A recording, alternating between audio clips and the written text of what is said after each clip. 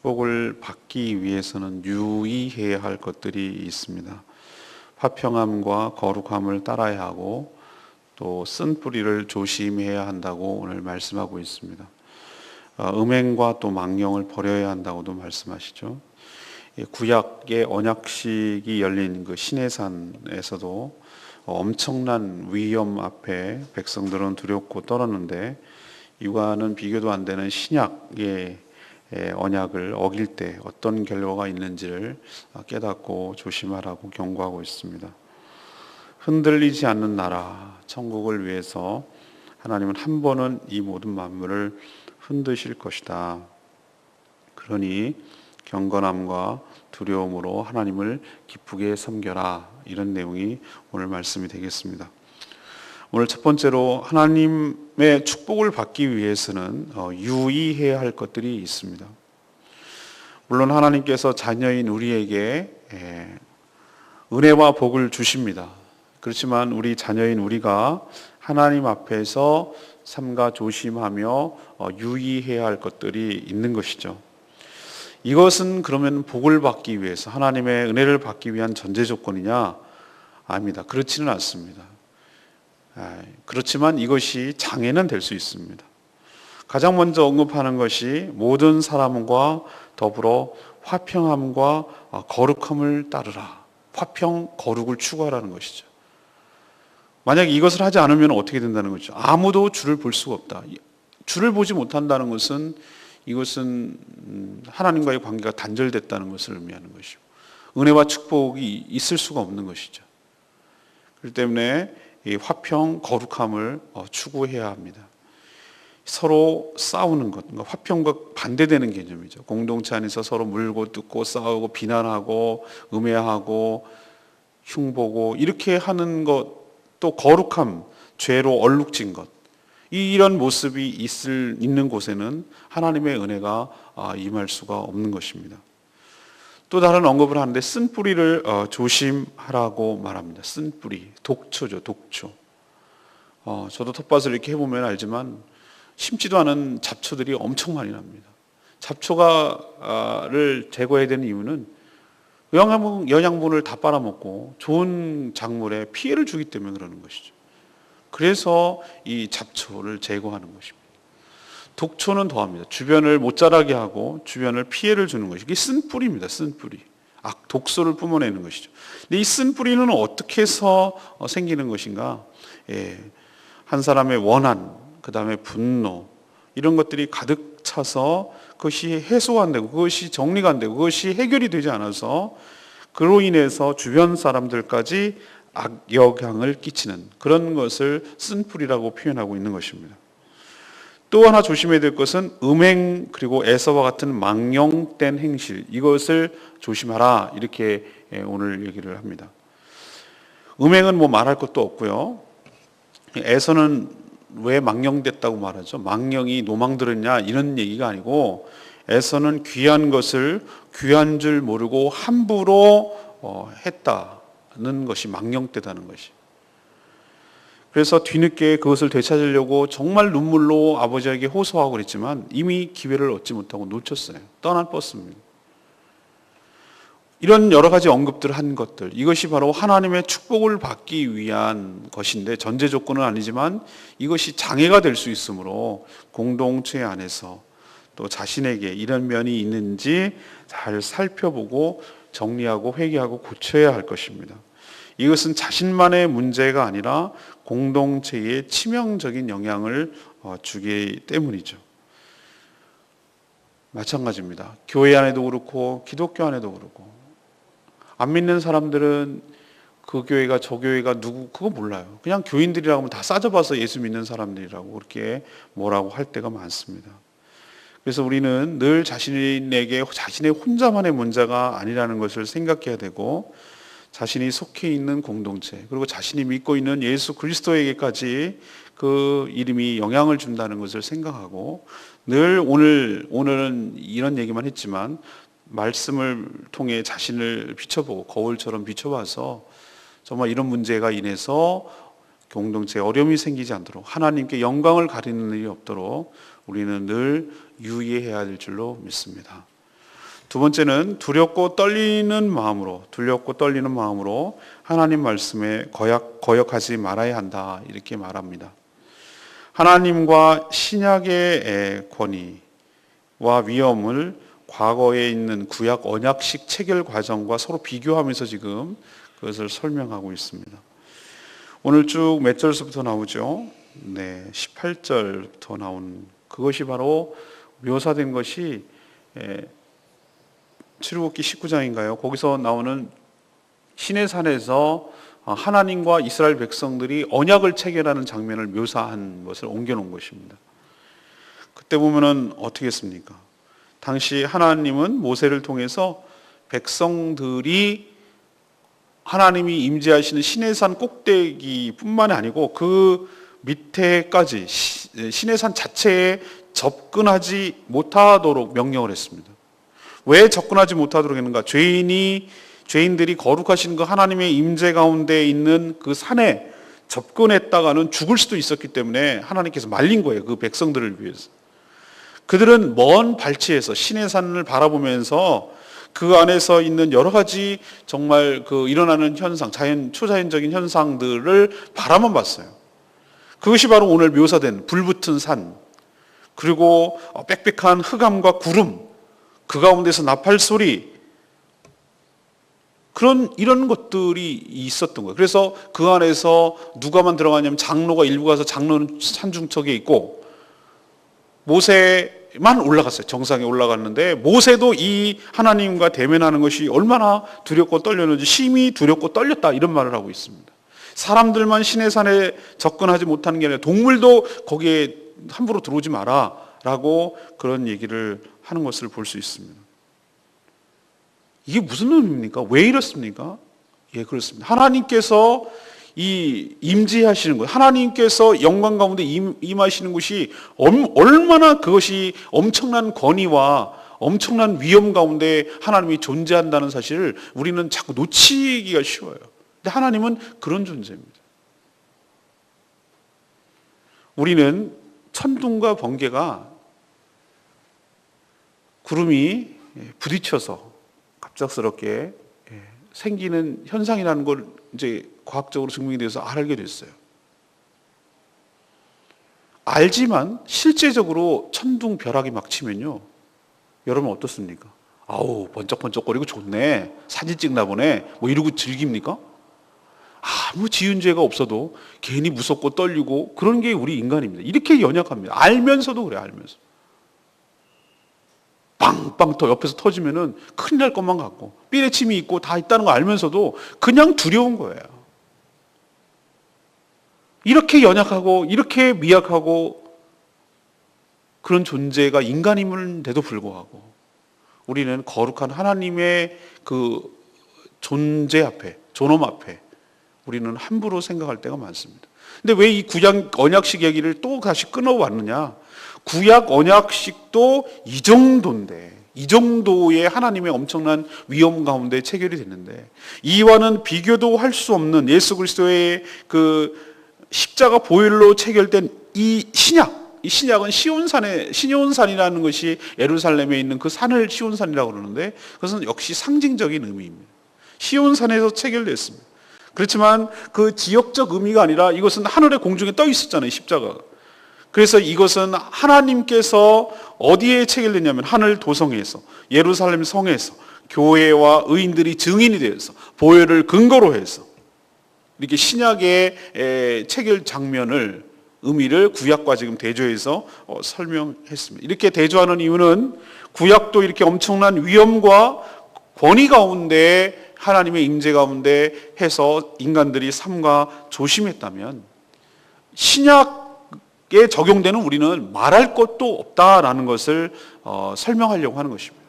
왜? 신약은 구약보다 더 나은 언약이기 때문에 그렇습니다. 그러니 신약의 접촉을 받고 신약의 적용을 받는 우리들은 구약에 있는 그 백성들보다 더 두렵고 떨림으로 하나님의 말씀에 거역하면 안 된다라는 것이 오늘 이 히브리서 기자가 하고 싶은 얘기입니다.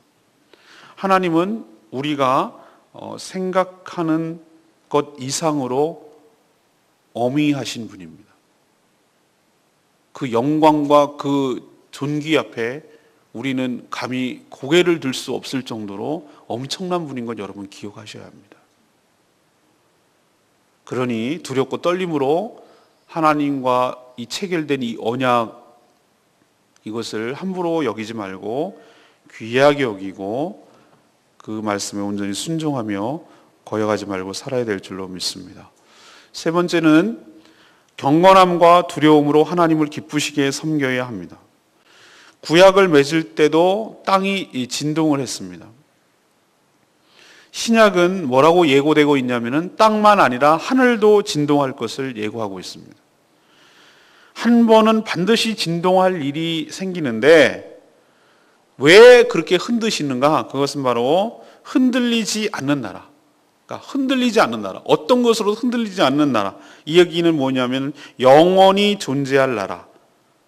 그 나라를 위해 없어질 것, 다시 말해서 변동될 것, 또 지금 만드신 이 모든 것들을 흔들어야 하기 때문에, 새로운 것을 질서를 개편해야 되기 때문에, 새하늘과 새 땅을 만드셔야 하기 때문에 한 번은 이 땅과 하늘이 흔들릴 거라는 것입니다. 이 얘기는 곧 무엇인가? 마지막 하나님이 재림하셨을 때, 예수 그리스도께서 재림하셨을 때에 그 천지 만물이 요동하면서 크게 흔들릴 것이라는 그 말씀을 지금 이렇게 말씀하고 있습니다. 예수님이 말씀하신 것도 그렇고 요한계시록에 나오는 그 마지막 장면도 그렇고 그 설명된 것이 오늘 말씀과도 또 일치합니다. 마지막 심판 때에 어떤 일이 벌어질 것인지를 알 수 있는 것이죠. 구약에는 땅이 흔들렸다면 하늘에는, 신약에서는 바로 하늘까지 흔들린다. 이것은 바로 예수님께서 마지막 때에 하늘에서 불과 유황이 비처럼 내릴 것이고, 그저 이 땅에 물로 정도 심판하시는 것이 아니라 우리도 그런 거 있습니다. 판을 다시 짜야 될 상황이 있을 때가 있어요. 우리도 레고나 이런 것을 만들고 아이들이 그럴 때 이것은 어떻게 수습이 불가할 때 다 쓸어버리고 다시 시작해야 될 때가 있어요. 우리도 정리하다가 이거는 도대체 어떻게 시작하고 어디서부터 해야 될지 손을 쓸 수가 없을 때 팍 뒤집어 엎어놓고 다시 하나부터 시작해야 될 경우가 있어요. 그런 거나 마찬가지죠. 흔들리지 않고 어떻게 수습해 보려고 하는데 안 된단 말이야. 근데 하나님께서는 새하늘과 새 땅을 완전히 지금과는 전혀 다른 우주적인 질서를 개편하기 위해서 분명히 실제하지만, 무언가 존재하지만, 만질 수 있고 볼 수 있는 그런 새하늘과 새 땅을 준비하지만 이 상태는 아니란 말이에요. 그래서 하나님 표현에 가면은 우주의 축이 말린다 그랬어. 우주의 축이 둘둘둘 말리는 거예요. 우리는 별자리 하자리 이렇게 얘기하는데 그 축이 다 말려 들어갈 정도로 다시 짜는 거예요, 하나님께서. 그렇기 때문에 오늘 흔들리지 않는 나라, 하나님의 나라, 새하늘과 새 땅을 위해서 흔들릴 것들, 없어질 것들을 한 번은 흔들린다라고 말하는 것이죠. 이런 천국을 은혜로 받았어요. 우리는 소멸되지 않냐고, 예수 그리스도 안에 우리는 여전히 존재하고 예수께서 오실 때 그 존재함이 나타나게 될 줄로 압니다. 그러니 이런 은혜를 받는 성도들은 이런 사실을 깨닫고 두렵고 떨림으로, 오늘 표현대로 경건함으로 하나님을 기쁘시게 섬겨야 할 줄로 압니다. 28절에 나오잖아요. 흔들리지 않은 나라를 받았으니 은혜를 받자.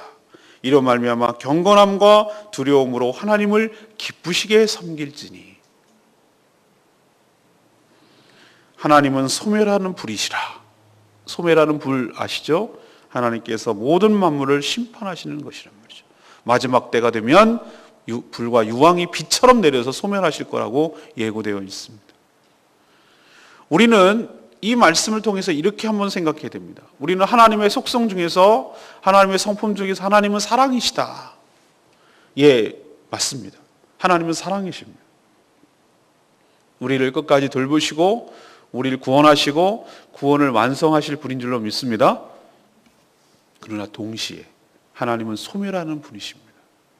하나님은 권위와 위엄과 심판의 주라는 사실도 잊어버리면 안 됩니다.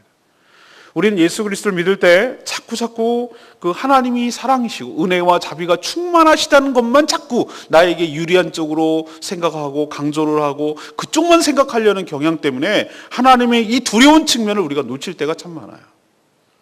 그러나 우리는 동시에 두 가지 면을 하나님 다 갖고 계시다는 것을 우리는 잊어버리면 안 돼요. 하나님은 엄청난 분입니다. 우리가 생각하는 것보다 훨씬 우리의 영혼, 우리의 육체만이 아니라 우리의 영혼까지도 멸할 수 있는 분임을 기억하시고 창조주 되시고 모든 것의 주권자 되시고 영원토록 찬양받으시기에 합당한 분이고 모든 악이 그 앞에서 모든 피조물이 그 앞에서 다 고개를 숙이고 그 앞에 복종할 수밖에 사단까지도 복종할 수밖에 없는 그런 엄청난 분인 것을 기억하시고 함부로 가볍게 여기서는 안 됩니다. 잘 대해준다고 버릇없이 굴면 안 된다는 말이죠. 우리도 어떤 아이들 보면은 정말 버릇없는 아이들이 있어요. 그 상대 어른이 애한테 잘해주고 그러니까 기어오르는 거죠. 만만하게 보는 것이죠. 그러다 큰 코 한번 다치죠. 그렇게 해주는 만큼 사랑이 많고 넉넉함을 악용하면 안 됩니다. 그 앞에서 예의를 갖춰야 되고 함부로 여기면 안 되고 존재가 누구인지를 잊어버리면 안 되고 그렇게 살 때 그 사랑과 은혜가 우리에게 의미가 있을 줄로 믿습니다. 오늘 레마의 말씀 15절 말씀 너희는 하나님의 은혜에 이르지 못하는 자가 없도록 하고 또 쓴뿌리가 나서 괴롭게 하여 많은 사람이 어렵게 되지 않도록 그런 얘기를 하는데 이 사단 마귀는 한 사람의 깊은 상처에다가 자신의 견고한 진을 만들어 놓습니다.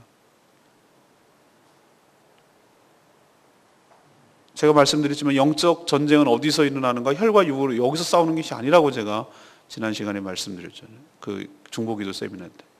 어디서 싸우냐면 생각 속에서 마음에서 싸운다고 그랬어요. 이 마음이 꼭 바둑판처럼 되어 있다면은 사단은 거기다가 까맣게 이렇게 집을 지어놔요. 집을. 그래서 거기에 들어오면은 잡아먹기. 그 자기의 집을 세워놓는 거예요. 이게 견고한 진입니다. 근데 견고한 진이 어떻게 생기지 않으십니까? 트라우마가 생깁니다. 자기가 겪었던 수치스러운 일, 그리고 자기가 받았던 아주 잊어버릴 수 없는 모욕과 상처, 누구로부터 거절당했던 일, 그리고 누구로부터 보호와 사랑을 받지 못했던 일, 그리고 굉장히 충격적인 공포와 두려움에 빠졌던 이런 충격은 일생 동안 그 사람을 남아가지고 괴롭힙니다. 사단은 그것을 틈을 타고 같이 들어오는 것이에요. 그 안에 이렇게 딱 자리를 잡고 그 사람을 계속해서 그것을 가지고 괴롭히고 힘들게 하는 것이죠. 문제는 그 한 사람의 문제로 끝나지 않는다는 거예요. 이 쓴뿌리가. 그 사람으로 인해서 그 단추만 누르면 식혜를 이렇게 흔들기만 하면 가라앉았던 게 올라오듯이 그 사람이 평상시는 괜찮다가 그걸 하나 이렇게 살살살 건들고 그것을 탁탁탁탁 건들면은 막 불일 듯이 일어나는 경우가 있어요. 이게 상처죠. 쓴뿌리죠. 그래서 주변 사람들까지 굉장히 힘들게 하고 어렵게 가족들도 그러고 교회도 그러고 나라도 그러고 사회도 그러고 그런 게 나오는 거예요. 저는 지금 지하철 3호선 최근의 일이잖아요. 재판에서 자기가 충분히 보상을 받지 못했다고 신화통 들고 외가지고 다 같이 죽자고 불 뿌리는 거예요. 미친 거죠, 그거는. 미쳤는데 왜 그런가 하면 저는 이것도 일종의 상처라고 생각해요. 사단이 작용하는 거예요. 역사하는 거예요. 그 틈을 타가지고. 이게 독소예요. 이게 바로 독초예요. 이게 쓴뿌리예요. 그 한 사람의 그 자존심을 건드는 거예요. 네가 그런 넌 별 볼 일 없는 존재야. 사회는 너에 대해서 충분히 이해해 주지도 않아. 보상해 주지도 않아. 네 얘기 들어주는 사람도 아무도 없어. 이런 식으로 충동하는 거예요. 그러니까 그렇게 악이 받쳐가지고 반발을 하는 거예요. 정상적이지 않는 방법으로. 그로 인해서 이번에 막았으니 망정이지 대구 지하철 사건처럼 됐더라면 이건 진짜 큰일 날 뻔했어요. 세월호 또 못지않은 일이 날 뻔했어요. 빨리 잡았으니 망정이지. 이런 식이라는 겁니다. 쓴뿌리가 왜 악영향을 주는지 여러분은 잘 보셔야 돼요. 사람이 딱 그 사단에게 사로잡히면 이성을 잃어버리면은 평상시에는 그러지 않을 사람인데 이성을 탁 잃어버리고 사단에게 노예가 탁 돼가지고 완전히 도구로 휘둘리기 시작하면은 배는 게 없어요. 막 가는 거예요. 막 가는 거예요. 그래서 자신도 파괴하고 주변까지도 파괴하는 것이 이 쓴뿌리가 무섭다는 얘기입니다. 그럼 이거 어떻게 됩니까? 자기 연민, 자기 방어에 숨으면 안 됩니다. 넌 그렇지. 너는 나 상처받았어. 그러면서 이것은 근본적으로 해결되는 것이 아니에요. 자기 연민에 빠지는 것. 그리고 여전히 그것을 숨기고 드러내지 않으려고 하는 것, 방어하기에 급급한 것, 이것도 역시 근본적으로 해결책이 되지 않습니다. 그럼 어떻게 됩니까? 은혜의 보좌 앞에 나가 십자가의 그것을 계속해서 내려놓는 작업을 해야 돼요. 그것이 올라올 때마다, 그것이 나를 힘들게 할 때마다, 그것이 조짐이 보일 때마다 즉시 하나님 앞에 무릎을 꿇고 이것으로 인해서 파괴될 무시무시한 일들을 하나님 앞에 내려놓기 위해서 십자가를 끌어안고 붙들어야 될 줄로 압니다. 하나님 앞에 나가서, 사람 앞에 나가면 수치와 부끄러움이 되지만 예수 그리스도의 십자가를 붙들게 될 때 하나님 앞에서는 부모 같은 심정이기 때문에 부모 앞에 벌거벗어도 부끄럽고 창피한 것이 없는 것처럼 우리의 연약함과 우리의 부끄러움이 하나님 앞에서는 그것이 다 용납이 되는 거예요. 자녀이기 때문에 하나님께서 측은히 여기고 불쌍히 여기고 예수 그리스도의 십자가의 보혈로 그것을 덮어주시는 것이, 약을 발라주시고 위로하여 주시고 그것을 마음을 만져주시고 그것을 점점 십자가에서 내려놓아서 그것이 마치 처음에는 굉장히 냄새나는 걸레처럼 냄새도 짙고 너무 어떻게 할 수 없는 상처투성이었지만 보혈로 다시 빨고 보혈로 또 빨고 또 빨고 그럴수록 점점 옅어져서 어느 순간에는 그 상처와 그 아픔과 쓴뿌리가 내 삶을 지배하지 않고 나와는 상관없는 그것으로 십자가에서 해결되게 될 줄로 믿습니다. 그렇게 해야 나도 살고 공동체도 살고 다 사는 거예요. 아니면 정말 힘들게 하는 것입니다.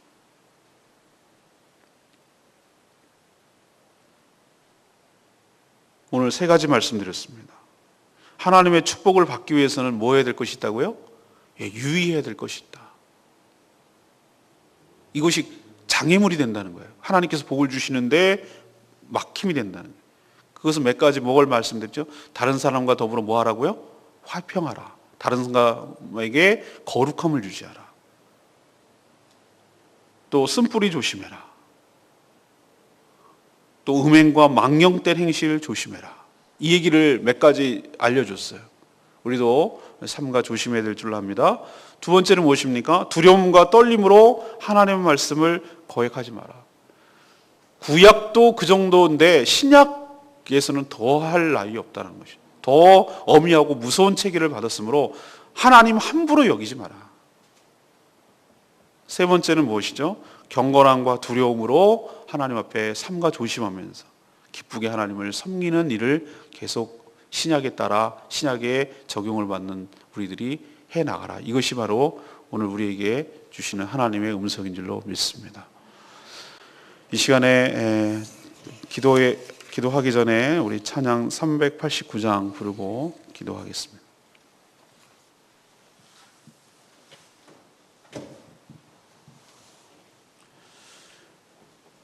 주 여호와는 광대하시도다. 신실하신 그 사랑, 우리에게 행하신 위대한 일 하나님께 찬양하며 영광 돌리기를 원합니다. 주 여호와는 강대하시도다. 그 거룩한 하나님의 성에서 찬양할지어다.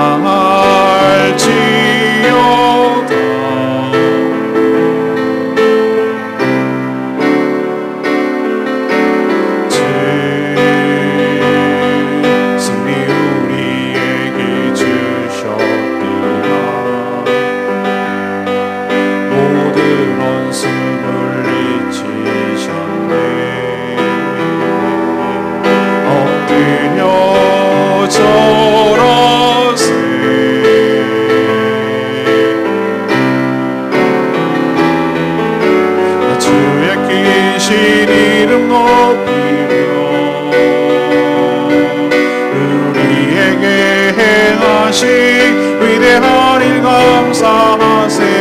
오 주의 신실하신 그 사랑, 온 땅과 하늘 위에 계셔 홀로 영원하신 일을 다 지키시니 다 주의 크신 이름 높이며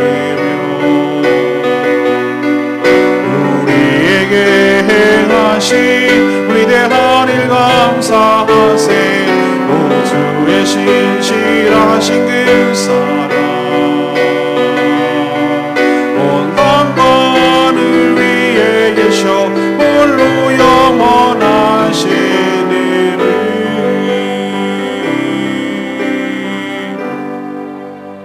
여러분, 축복을 받기 위해서 우리 장애물을 제거해야 되지 않겠습니까?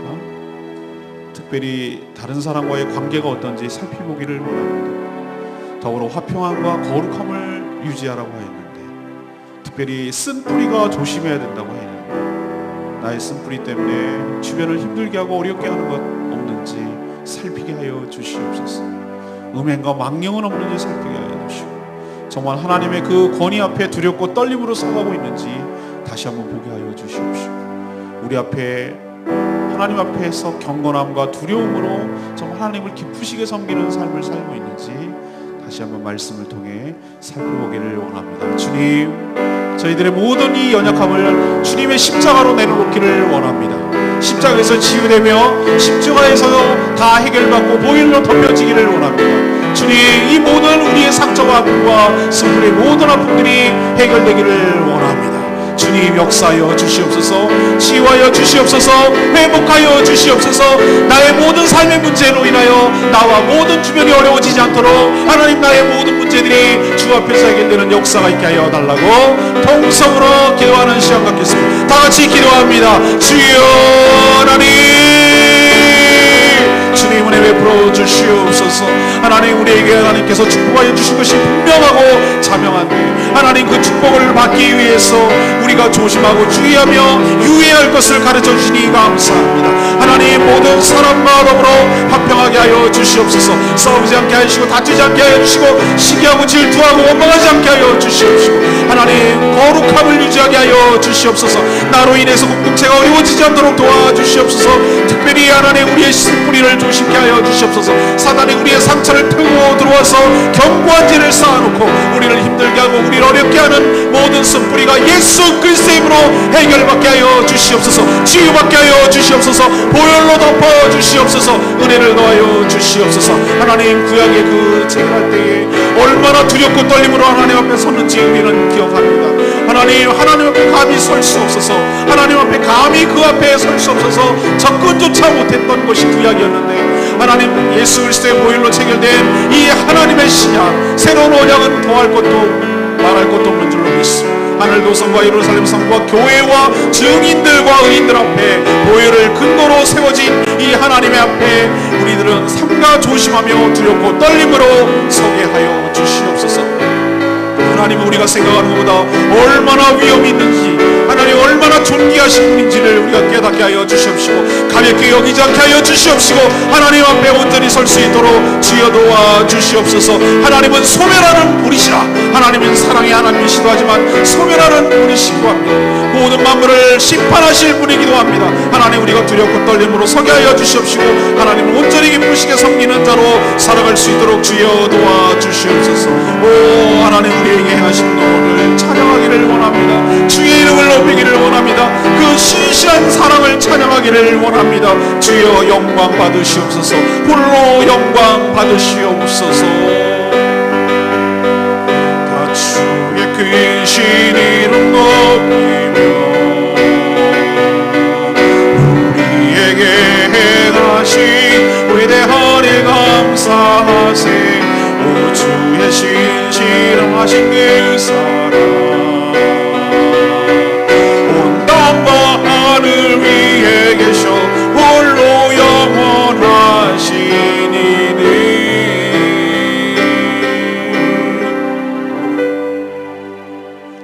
하나님, 저희도 하나님께서 주신 은혜와 복을 받는데 방해가 되는 것들을 삼가 조심하며 다 버리게 하여 주시옵소서.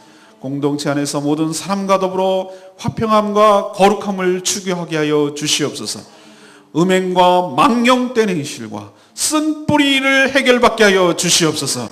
하나님, 보혈로 덮어 주시옵소서. 십자가에서 해결받게 하여 주시옵시고, 십자가에서 내려놓게 하여 주시옵시고, 하나님의 어루만짐과 보혈로 덮여지는 축복이 있어서 이 문제가 우리 삶에 지장받지 않도록, 장애물이 되지 않도록 하나님 역사하여 주시옵소서. 하나님은 위대하십니다. 하나님은 지존하십니다. 하나님은 압도하는 권세가 있는 줄로 믿습니다.